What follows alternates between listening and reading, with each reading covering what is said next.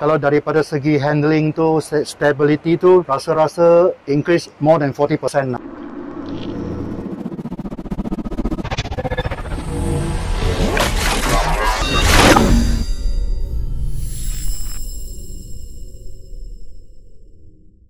Okey, Assalamualaikum guys. Saya Eddie dari Raiber Auto. Untuk hari ini kami ada Toyota Velfire.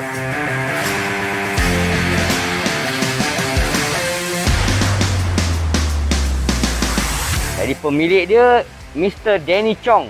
Mr. Danny Chong ni daripada Setia Alam. Dia datang ke sini tadi, dia komplain sebab kereta dia terlalu rasa berbuai. Absorber depan ada bunyi-bunyian yang tidak menyenangkan. Jadi kita nak tengok macam mana dia kata berbuai tu, kita nak tengok kelembutan absorber dia.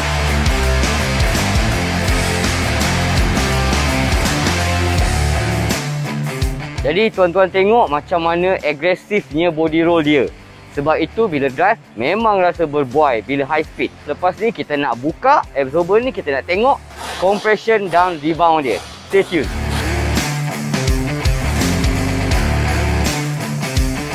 Absorber Toyota Velfire ni dah ada dekat tester kit kami. So ini absorber dia yang belakang dengan bebanan 20 kg. Kita nak tengok macam mana compression dia.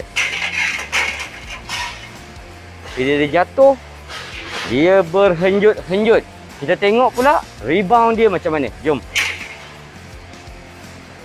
Rebound dia dah jadi naik sikit je. Mungkin ada jam dekat situ. Jadi sekarang ni kita tengok yang depan pula.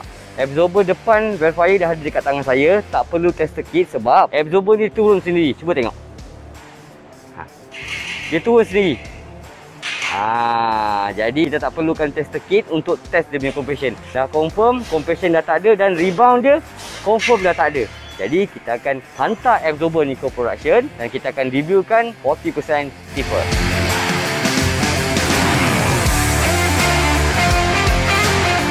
Absorber Toyota Velfire ni dah siap. Jadi dengan bebanan yang sama 20 kg, kita nak tengok pula macam mana compression dan rebound dia.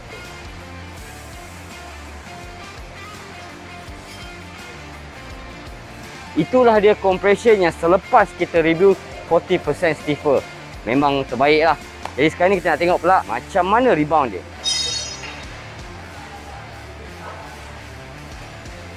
Itulah rebound dan compression yang ada pada absorber Toyota Velfire selepas kita reviewkan 40% stiffer.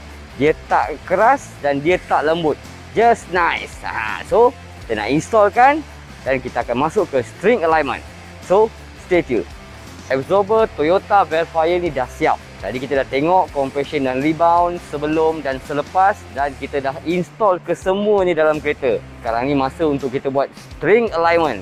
String alignment ni orang panggil manual alignment yang menggunakan benang. Sebab apa kami menggunakan string alignment dekat Raiber Auto? Sebab dia lebih tepat. Orang cakap lebih accurate lah. Jadi selepas buat string alignment ni memang sedap bawa. Sebab dia akan balance kiri dan kanan. Jadi selepas ini kita nak pergi test drive dengan pemilik kereta ni, Mr. Danny. Dan kita akan minta feedback dia. Stay tune. Inilah dia pemilik Toyota Velfire, Mr. Danny. Hi guys. Sebelum kita buat kan, Mr. Danny bawa kereta memang tak best kan? Ya. Okay, tadi selepas Mr. Danny dah test drive, macam mana Mr. Danny rasa? Memang rasa banyak berbeza lah. Kalau daripada segi handling tu, stability tu, rasa-rasa increase more than 40% lah. Tengok guys. Jadi memang tak ada goyang lah Mr. Tak ada. Danny, sekarang corner pun confident. So guys, itulah feedback daripada Mr. Danny selepas kita review Toyota Velfire. Jadi for you guys yang nak tahu pasal Raiber Auto, boleh masuk ke Facebook page kami Raiber Auto dan boleh tinggalkan inquiry di sana. Ataupun boleh layari YouTube channel kami Raiber Auto dan tuan-tuan semua boleh tengok kereta apa yang datang. So lepas ini Mr. Danny dah boleh whack the corner.